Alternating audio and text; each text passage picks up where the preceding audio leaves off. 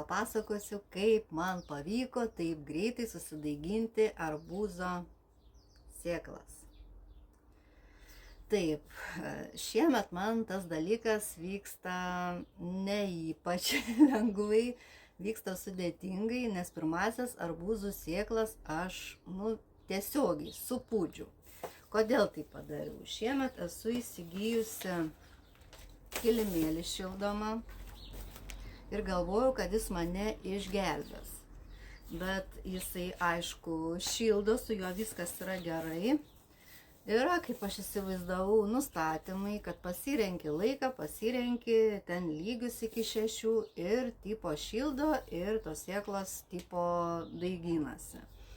Bet aš nepastebėjau vieno dalyko, kad jisai turi, kaip nepastebėjau, neįdėjau. Va tokį dalyką, kuris, kaip pasakyti, reguliuoja temperatūrą. Tai tas buvo pas mane ant žemės ir aš tikrai per vėlai pamačiau, kad tas kilimėlis yra, kad ir užstatytas ten 2 padalos buvo, jis yra labai karštas. Ir aš lygiai taip pat sudėjau taip, čia yra sudrėkintas rankšluostis, toksai lengvai, kad nusisunkia vanduo, kad nevarvėtų taip, drėgnas. Ir sudedi sėklas, įdedi į dėžutę, čia turiu dangtelį, užspaudi ir padedi ant to kilimėlio. Taip viskas vykdavo anksčiau, kai aš dėdavau ant šiltos palangės, po kuria yra radiatorius ir ten, temperatūra nebūdavo pastovi, nes pas mumis dujinis šildymas, tai radiatorius veikia, tai neveikia, naktį iš vis išjungiam, tai dabar tipo galvojau, su kilimėliu bus paprasčiau. Tai va, pirma partija man nesigavo, aš jas iškepinu, pasodinu dėl visako, bet jos tikrai nedygsta, jos yra supuvę. Tai grinai prieš parą, sakau, reikia pradėti daiginti dar kartą, jau kaip gausis taip. Tai dabar sudėjau vėl lygiai taip pat, įdėjau į dėžutę, įjungiau kilimėlį, dar pasiėmiau termometrą, tą termometrą įsidėjau čia, kad stebėti temperatūrą.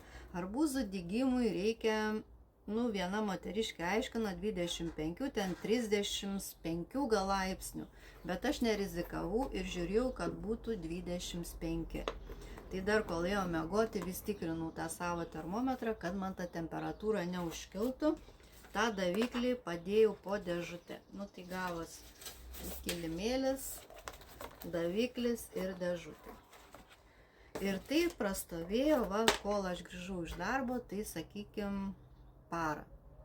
Ir aš tikrai pati nustebusi, kad, kiek čia buvo pas mane padėta, 1, 2, 3, 4, 5, tai 5 yra sudygę.